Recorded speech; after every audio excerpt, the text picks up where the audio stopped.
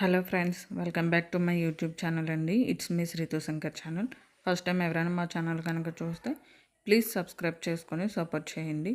ఇంకా వీడియోలోకి వెళ్తే ఈరోజు మనం కుస్కా ఫ్లేవర్డ్ రైస్ ఎలా చేసుకోవాలో నేర్చుకుందామండి. ఇక్కడ నేను ముందుగా మసాలాలన్నీ చూపించాను కదా, అలాగా నేను ఇక్కడ 2 గ్లాసులకు అనేది చేస్తున్నాను. హోల్ గరం మసాలా, 3 పచ్చిమిర్చి, 2 ఆనియన్స్, 2 టమాటోస్, కొంచెం కొత్తిమీర, కొంచెం పుదీనా. ఫస్ట్ కడాయి పెట్టుకొని ఆయిల్ కొంచెం గీ వేసుకొని హోల్ మసాలా ఉన్నాయి కదండి నేను తీసి చూపించినవి అవి వేసుకోవాలి. దాని తర్వాత పచ్చిమిర్చి, ఆనియన్స్ కట్ చేసి పెట్టుకునేవి. ఇక్కడ ఆనియన్స్ అనేవి బ్రౌన్ కలర్ వచ్చేంత వరకు ఫ్రై చేసుకోవాలండి. ఇక్కడే నేను 1 టేబుల్ స్పూన్ సాల్ట్ అనేది వేసుకొని బాగా ఫ్రై చేసుకున్నాను. కొంచెం పుదీనా, కొత్తిమీర కూడా వేసుకొని ఇవి బాగా ఫ్రై అయిన తర్వాత ginger garlic paste 1 tablespoon వేసుకున్నానండి.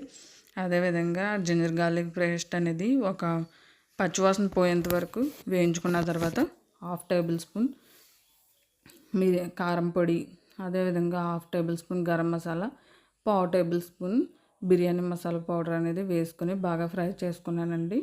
ఇక్కడ నేను మొత్తం అంతా బాగా ఫ్రై చేసుకున్న తర్వాత కట్ చేసి పెట్టుకుని 2 టమాటోస్ అనేవి వేసుకున్నానండి. ఇక్కడ మీరు ఓన్లీ టమాటోస్తో చేసుకోవాలనుకుంటే 4-5 టమాటోస్ అనేవి వేసుకోవచ్చండి. నేను ఇందులో కొంచెం పెరుగు కూడా వేస్తున్నాను. అప్పుడప్పుడు పెరుగు కూడా వేసుకొని చేసుకోవచ్చు, లేదంటే ఓన్లీ టమాటోస్తో కూడా వేసుకొని చేసుకోవచ్చండి.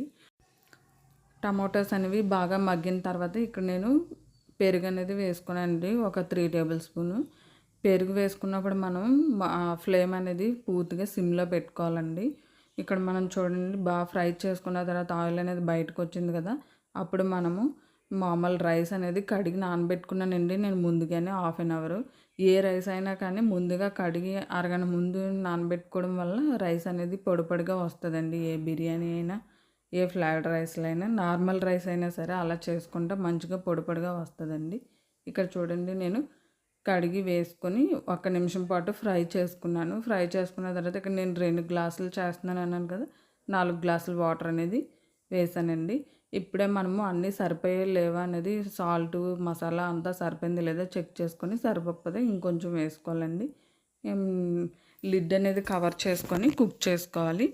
మధ్యలో ఇంకొంచెం కొత్తిమీర, పుదీనా కూడా వేసుకొని మనం మిగిలింది కుక్ చేసుకోవడమేనండి. అంతేనండి, కుస్కా ఫ్లేవర్డ్ రైస్ అనేది రెడీ అయిపోయింది. మీకు నచ్చినట్టయితే please like, share and subscribe. Thank you for watching అండి.